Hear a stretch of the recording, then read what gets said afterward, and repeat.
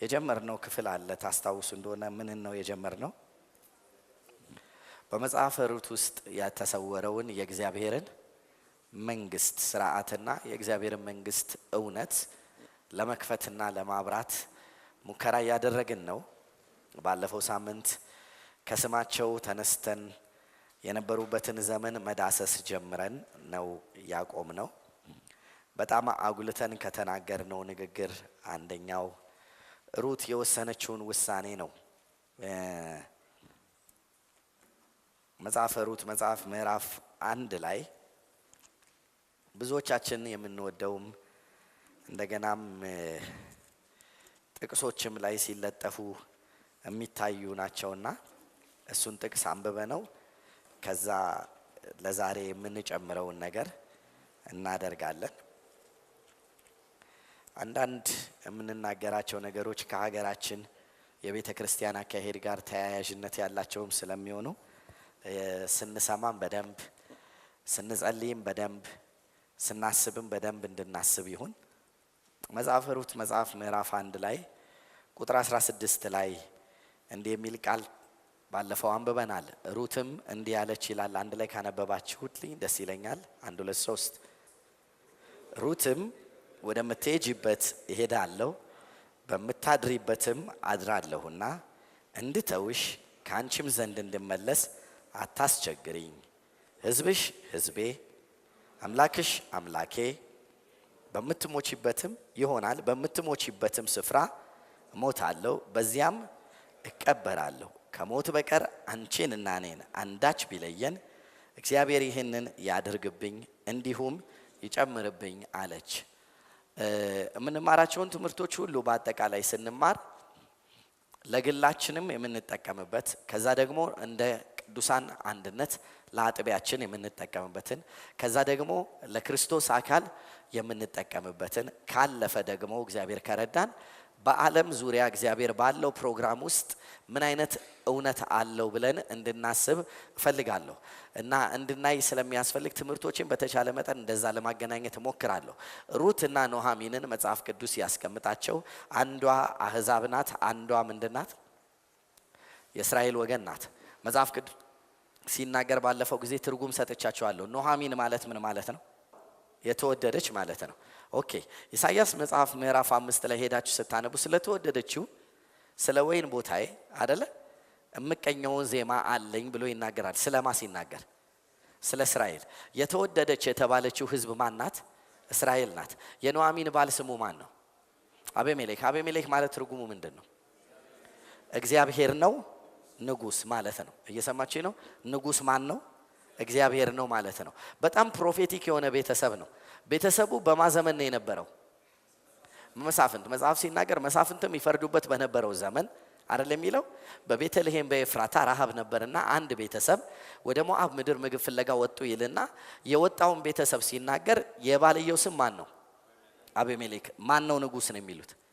እግዚአብሔር። ስለዚህ ሁሉ ጊዜ አቤሜሌክ በሚጠራበት ቦታ ሁሉ ለመሳፍንቶች መልእክት እየሰጠ ነው። እስቲ ያጠገባችሁ እንዲበሉት ትንቢት ስትናገር የሆነ ነገር እየገዘገስክ ነው በሉት። ትንቢት ማለት መጋዝ ማለት ነው። ክብር ለኢየሱስ ይሁን።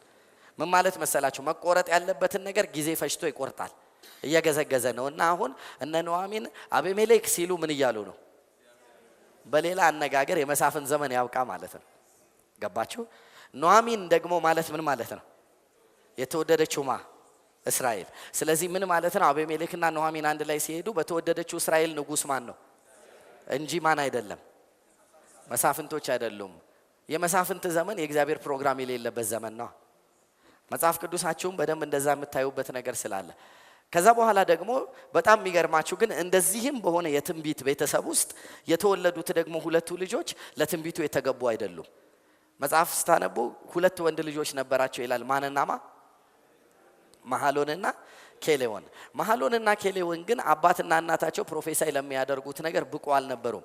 መሐሎን ማለት ደካማ ማለት ነው። ኬሌዎን ማለት ሸመድምድ ያለ ጭንጋፍ ማለት ነው። ስለዚህ እግዚአብሔር ንጉስ ለሆነበት ሲስተም መሻገር ያልቻሉ ልጆችም ነበሩ ቤት ውስጥ። ለዚህ ነው መጽሐፍ ቅዱስ ሲናገር ሞቱ ይላል አይደል? ሞቱ ይላል። ከዛ በኋላ በጣም የሚገርመው ግን እነዚህ ደግሞ ወንድ ልጆች ያስገቧቸው ሁለት ሰዎች ነበሩ። በሞዓብ ምድር ያገቧቸው ሁለት ሴቶች ነበሩ ይላል። አህዛቦች ማንና ማ? ሩትና ኦርፋ። ሩት ማለት የቃሉ ትርጉም ምንድነው? የተጣበቀች ማለት ነው፣ የምትጣበቅ ማለት ነው አይደለ? ኦርፋ ማለትስ ጋማ ማለት ነው። ኦርፋ ሾዊ ናት እንጂ ኮሚትመንት የላትም ማለት የሚያስለቅስ ፕሮግራም ላይ ታለቅሳለች፣ ከዛ በኋላ ተለይታ ትሄዳለች። ተነካው ትላለች፣ አትጣበቅም። ሩት ግን ተጣባቂ ናት። አይታችኋል? ጋማ የሚያምረው እኮ ስትሮጡ ነው አይደል? አይደል እንዴ? በቃ ለመታየት ብቻ ነው የሚጠቅመው እኮ። ፈረሱ ሲሮጥ ምኑ ነው የሚታየው? ጋማው አይደል እንዴ? በቃ ለዛ ብቻ ነው። ኦርፋ አለቀሰች፣ ተለየቻት ይላል። ሩት ግን ምን አለቻት ይላል? ኑኃሚን ተጠጋቻት ይላል። ከዛ በኋላ ዞር አለችና ባልንጀራሽ ወደ አማልክቶቿና ወደ ህዝቧ ተመልሳለች፣ አንቺ ለምን አትሄጂም ስትላት፣ ከዚህ በኋላ እንዳታስቸግርኝ አለቻት ሩት። ህዝብሽ ህዝቤ፣ አምላክሽ አምላኬ፣ በምትሄጂበት ቦታ እሄዳለሁ፣ በምታድሪበት አድራለሁ፣ ከሞት በቀር እኔና አንቺን የሚለየን የለም። 5 ዳይሜንሽን ዲሲሽን ነው የወሰደችው። አንደኛ አምላክ ቀየረች፣ ሁለተኛ ብሔር ቀየረች፣ ሶስተኛ ሎኬሽን ቀየረች፣ አራተኛ ውሎን ቀየረች ላይፍ ስታይል፣ አምስተኛ ሞቷን ቀየረች። ስንት? 5። አያችሁ በመሳፍንት ዘመን ያለ ቦርናጌን የሚያደርግ አማኝ 5ቱን አይደለም የሚቀይረው። ከኔ ጋር ናችሁ? ሩት እኮ አምላክሽ አምላኬ ስትል ወዲያው ማንን ነው የካደችው? የአሕዛብን አማልክት ነው። ህዝብሽ ህዝቤ ስትል ምኗን ነው የካደችው? እስቲ ብሔሯን በሉ። እቺ በጣም መርፌ እየወጋው ነው የሚሄደው በዚህ ጉዳይ ላይ። ብሔራችንን እንክዳለን። አሜን። ወደ እግዚአብሔር መንግስት የገባ ነው ከነ ብሔራችን አይደለም። አሜን ይባላ። ምን ሆናችሁ? እኔ መቼም አይሰለቸኝ፣ ሁሉ ጊዜ ነው የምነግራቸው። ወደ እግዚአብሔር መንግስት የፈለሳችሁት ከብሔር ወጣችሁ እንጂ ብሔር ይዛችሁ አይደለም የገባችሁት። እዚህ ቤት የብሔር ቤት የለም። እዚህ ጋር ብሔር አይወራም። ማንም ከኦሮሞ ከአማራ ከጎንደር ከየትኛውም ከምኑም ይምጣ፣ ሲመጣ መርጦ አልመጣም። ሲወለድ ግን አንድ ትእዛዝ ታዟል። አምላክ ትቀይራለህ፣ ህዝብ ትቀይራለህ። ሄሎ። እና ጠገባቸው ያለውን ሰው የሚከብደው ህዝብ መቀየር ነው። ቀይራለሁ ይበሉት። አንዳንድ ሰዎች በጣም ብዙ ጊዜ ቸርች ውስጥ ተቀምጠው ብሔር ቀይራለሁ፣ ብሔር እንዴን አይነካኝ ምናምን ካሉ በኋላ የትዳር ጸሎት ሲጀምሩ ጌታ ወይ ቤቴ የሚገባት ቋንቋዬ የሚገባት አባትና እናቴ የሚገቧት እንትኖ የሚገቧት ምናምን ነገር ማለት ይጀምራሉ። ምን እያሉ እንደሆነ ገባችሁ? ሄሎ። ከዛ ደግሞ ጥቅስ አላቸው። አብርሃምም ወደ ወጣውበት ምድር ወደዚያ ሄደህ ለልጄ ሚስት አምጣው ብሏልና ከዚህ የተሻላለው ነው ነገር። በነገራችን ላይ ዳግም ስትወለዱ በእነዚህ 5 ነገር ራሳችሁን ቼክ አድርጉ። አምላክ ቀይራችኋል፣ ብሔር ቀይራችኋል፣ ላይፍ ስታይል ቀይራችኋል፣ ውሎ ቀይራችኋል፣ ፌሎሺፕ ቀይራችኋል፣ ዴስቲኒያችሁን ቀይራችኋል። 5ቱንም ነገር ቼክ አድርጉ። ሩት 5ቱንም ነገር ነው የተወችው። ስለዚህ ሩት ድልድይ አቃጠላ ላለመመለስ ያላትን ነገር ሁሉ ትታ ስለወጣች ሩት ጭንጋፍ ከነበረ የአሕዛብ ማህበረሰብ ወጣ ዘላለም ውስጥ ነው የገባችው የኢየሱስ ክርስቶስ እናትነት ውስጥ። እየሰማችሁ ነው? በክርስቶስ ውስጥ ካሉ 4 ትውልዶች 4 ሴቶች አንደኛዋ ሩት ናት። እንዴት አይነት ጨካኝ ውሳኔ እንደገባች የሚያዋጣ ውሳኔ ነው። ይሄ ብቻ አይደለም።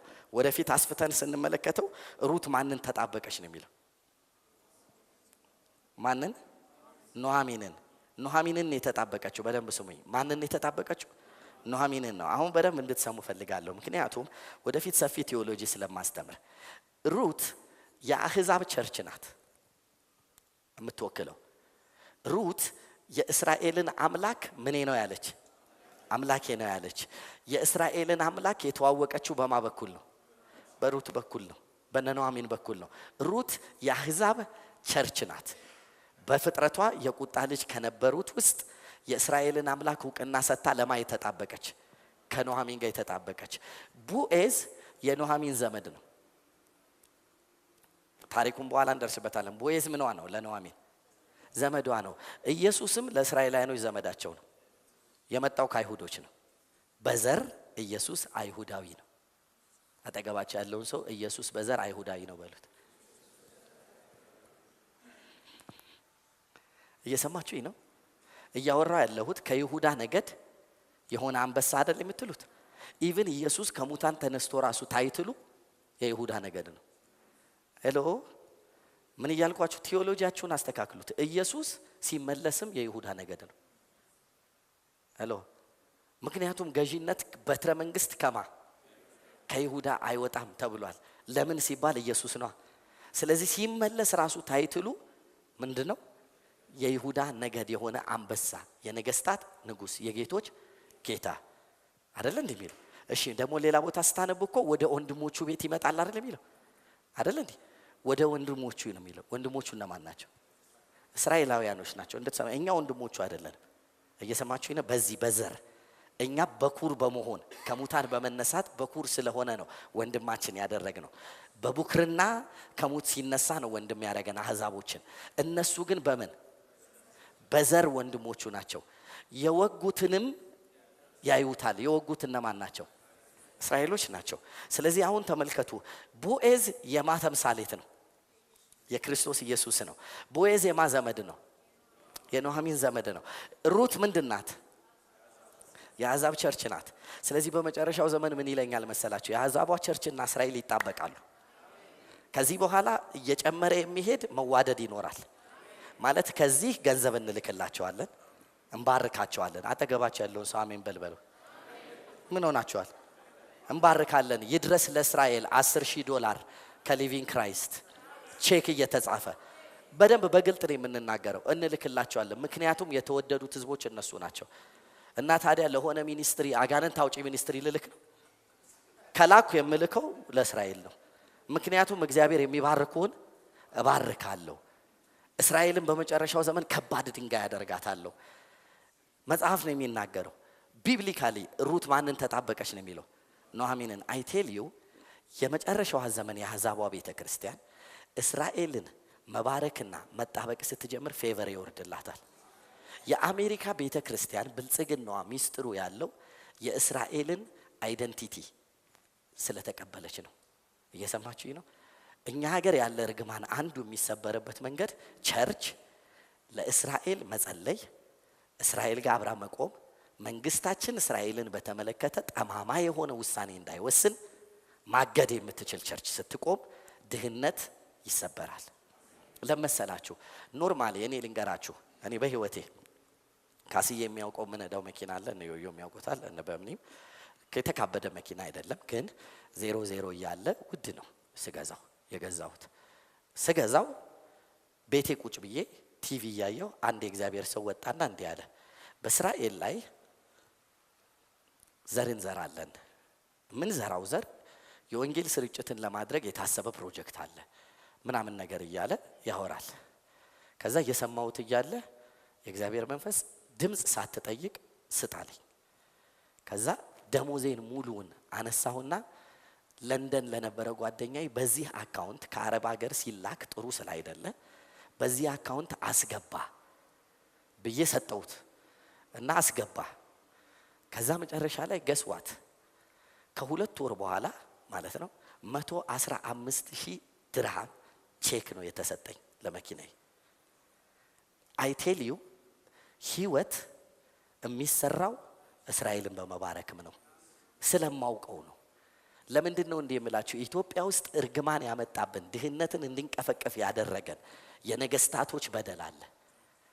ቤተ እስራኤልን ፈላሻ፣ ቡዳ፣ ጠንቋዮች፣ መተተኞች ያላልናቸው የለም። አይደሉም፣ የክርስቶስ ወገን ናቸው። መከራም የበዛባቸው ዘንዶ ስለማይወዳቸው ነው። ዘንዶም ወጣ በምድር ስፋት ሊያጠፋቸው ተነሳ ነው የሚለው። የትም ቦታ ሂዱ የማይወደዱ ህዝቦች ቢኖሩ እነሱ ናቸው። ለምን ሲባል የልጁ የክርስቶስ ኢየሱስ ዘር ስለሆኑ። እናንተም ተደርባችሁ እንዳትበድሉ እኔን ድምጽ አድርጎ ያመጣላችሁ ጌታ ይመስገን። ከዚህ ነቅላችሁ እንድትወጡ፣ ይሄ እርግማን እናንተ ቤት እንዳይቀጥል፣ ዘራችሁ ውስጥ እንዳይቀጥል መታገል አለባችሁ። ሩት የገባት ነገር ስላለ ተጣበቀችባት ማለት እኮ ኑኃሚን አግብታም ብትወልድ እኮ ለሩት የሚሆን ባል የለም። ኑኃሚን እኮ ደረቅ አሮጊት ናት። ሩት ግን ስትጣበቅ የታያት ነገር አምላክሽ ፌቨር አለው አለቻት። አምላክሽ ሞገስ የሚሰጥ አምላክ ነው። እኔ ብቀይር ያዋጣኛል እኮ ነው ያለቻት። ካን ዩ ኢማጂን የመጨረሻዋ ዘመን ቤተክርስቲያን በዚህ አይነት ጭካኔ መንቀሳቀስ ከጀመረች የሚመጣባትን ፌቨር ወደፊት ታዩታላችሁ። በትንሹ በግላችሁ ራሱ ጨካኝ ሆናችሁ ስለ ኢየሩሳሌም ሰላም መጸለይ ብትጀምሩ በየትኛውም ዜና ላይ ስለ እስራኤል ሲነሳ ሁሉ ጊዜ ምን እንደምል ታውቃላችሁ? እግዚአብሔር ወይ ሕዝብህን ጠብቅ። ኖ ማተር ዜናው እንዴት ይሳላቸው እንዲህ ያደረጉ እንዲህ ሰው ገደሉ እንዲህ ይባል የፈለገ ነገር ቢባል ኢየሱስ ክርስቶስን የማይወድ ጄነሬሽን እስራኤልን ይወዳል ብዬ አልጠብቅም። አይቴልዩ እግዚአብሔር ደግሞ ልጁ ኢየሱስን ሲልከው ተመልሶ የት ነው የሚሄደው? አንዳንዶች እኮ አዲስ አበባ የሚመጣ ይመስላችኋላችሁ። ኢየሱስ ክርስቶስ አዲስ አበባን በኦፊሻል ጉብኝት ሊያያት በሺህ ዓመት ንግስ ጊዜ ይመጣ ይሆናል እንጂ ኦሪጂናል የሚመጣው ኢየሩሳሌም ነው። ስለዚህ በእግዚአብሔር አጀንዳ ውስጥ ያለ ህዝብ ስለሆነ ለዚህ ህዝብ ወንጌል እንስራ፣ ለዚህ ህዝብ እንጸልይ፣ እንማልድ። ታሪክ ይቀየራል። በግላችሁ ራሱ ሞገስ ወደ ህይወታችሁ ማግኔት ሆናችሁ መሳብ የምትችሉት ብልጽግና መሳብ የምትችሉበት አንዱ መንገድ ለእስራኤል በመጸለይ ስለ እስራኤል በመማለድ ሰላሟ ይብዛላት፣ ህዝቧ ይጠበቅ። እየሰማችሁ በነገራችን ላይ ሰሞኑን የሆነ ችግር ነበረ። እኔ ፖለቲካዊ ብቃትን በማሳደግ አምናለሁ እና ችግር ነበር። ሰምታችኋል? ኢራን እስራኤልን እመታለሁ እያለች ነበር። ዲዩ ነው ኢራን እስራኤልን እመታለሁ ብላ ባስፈራራቻት በሶስተኛው ቀን ኢራን ውስጥ ኃይለኛ መሬት መንቀጥቀጥ ኒኩሌር ሴክተሯ ላይ ኒኩሌር ያለበት ቦታ ላይ መሬት መንቀጥቀጥ መጣ እና ከተማዋን ለ4 ሰዓት ማለት ነው የማያቋርጥ የአሸዋና የምድረ በዳ አሸዋ ሸፍኗት መተያየት በማይችሉበት ደንግጠዋል። ለምን እንደሆነ ታውቃላችሁ? ያለ ጊዜው የእግዚአብሔርን የዓይኑን ብሌን የሚነካ ማለት ነው። በጣም ቀላል ነው እኮ እግዚአብሔር አንድ ጣቱን ልኮ ነቅነቅ ማድረግ ነው። እየሰማችሁ ምንም ዶንት ወሪ። በደንብ ስሙኝ። እስራኤል የተባለችው ሀገር መቼም አጠፋም። የፈለገ ፖለቲካዊ ትንታኔ ቢተነትኑባት አጠፋም። በመጨረሻው ዘመን እስራኤልን ለአህዛብ ከባድ የሸክም ድንጋይ ያደርጋታለሁ። የሚሸከሟት ይቀጠቀጡባታል፣ የሚወድቁባት ይሰበሩባታል ነው የሚለው። ስለዚህ እናንተም ተሳስታችሁ በአፋችሁ አትንኳት፣ ተጠንቀቁ። ምን አለ ምን ትጎዳላችሁ? እስራኤልን ባርካት ብትሉ ሞገስ ወደ እናንተ ይላካል። እየሰማችሁ ነው? በዚሁ መናገር ስላለብኝ ነው። ወደፊትም እናስተምራለን። ኤኒዌይስ ሩት የተጣበቀችው ማንን ነው? ኑኃሚንን በመጣበቋ እኮ ተባርካለች አይደል? ስሙ። አሁን ግን ላሳያችሁ የምፈልገው ነገር ወደ እግዚአብሔር መንግስት ትምህርት ስለሆነ የምንመጣው የሩት ቤተሰብ ወይም የኑኃሚን ቤተሰብና የሩት መጽሐፍ ዋና ተልእኮ ምንድነው ካላችሁኝ የመሳፍንትን ዘመን ዘግቶ የመንግስትን ዘመን መክፈት ነው። ዋናው ተልእኮ የሩት መጽሐፍ ዋናው ተልእኮ የመሳፍንትን ዘመን ምን ብሎ ቆልፎ የመንግስትን ዘመን ማምጣት ነው። እሺ ይሄንን ለምን አልኳችሁ? የምናያቸው ተመልሰን የምንመለከታቸው ነገሮችን ቢኖሩ የሩት መጽሐፍ መጨረሻ ላይ ስትሄዱ እንዲህ የሚል ታገኛላችሁ። የፋሬስም ትውልድ እሺ ፋሬስ ኤስሮምን ወለደ፣ ኤስሮምም አራምን ወለደ፣ አራምም አሚናዳብን ወለደ፣ አሚናዳብም ነአሶንን ወለደ፣ ነአሶንንም ሰልሞንን ወለደ፣ ሰልሞንም ቦዔዝን ወለደ፣ ቦዔዝም ኢዮቤድን ወለደ፣ ኢዮቤድም እሴይን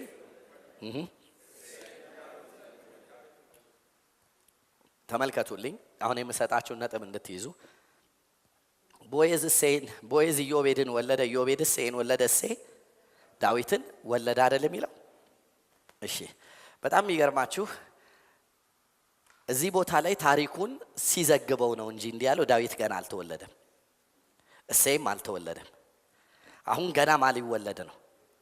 ኢዮቤድ ነው የሚወለደው። ምዕራፍ 4 ላይ ሩትና ቦዔዝ ተጋብተው የወለደችውን ማን አሉት? ኢዮቤድ። ከዛ በኋላ ከተወሰነ ዓመታት በኋላ ማን ሊወለድ ነው?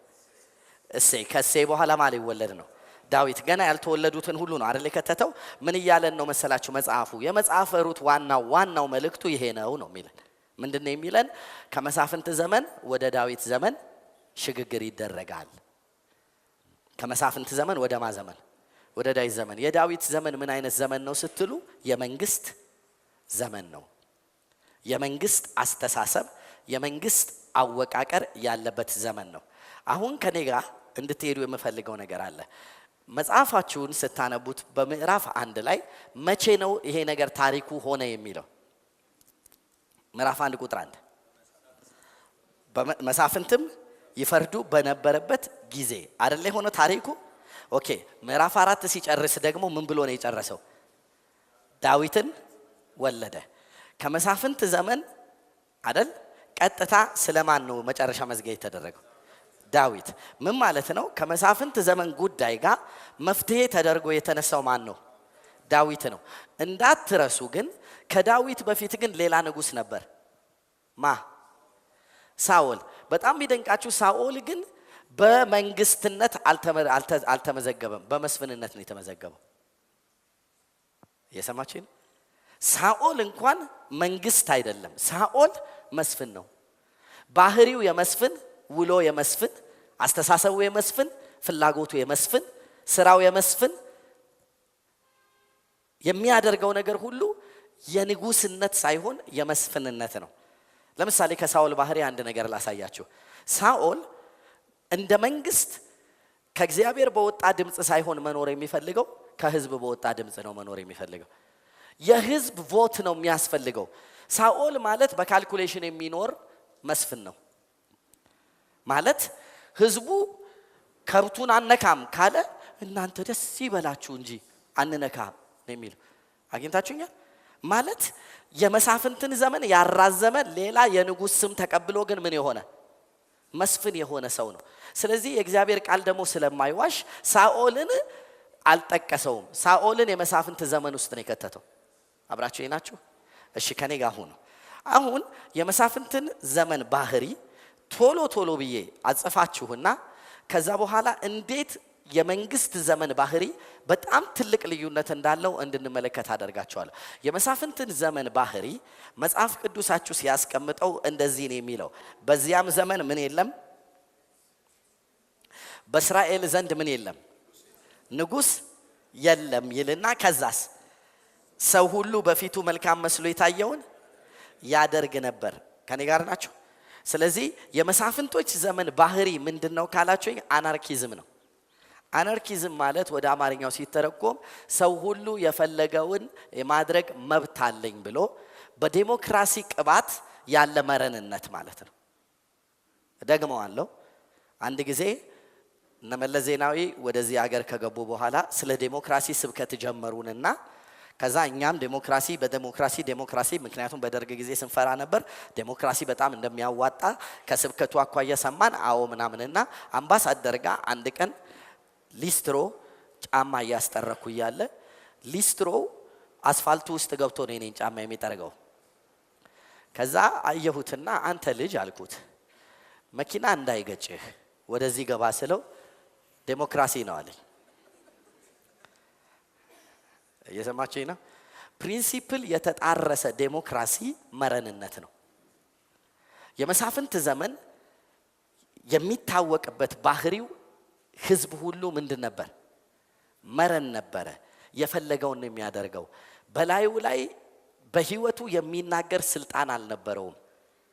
በህይወቱ ላይ የሚናገር ድምጽ የሚሆን መንፈሳዊ ስልጣን የሌለው ህዝብ ነበረ። ህዝቡ እንደፈለገ የሚወጣ የሚገባ ነበረ። በባህሪው እንዲህ ነበር ይላል። ደሞ ችግሩ የምን ችግር ነው ይላል? ምን ስላልነበረ ነው?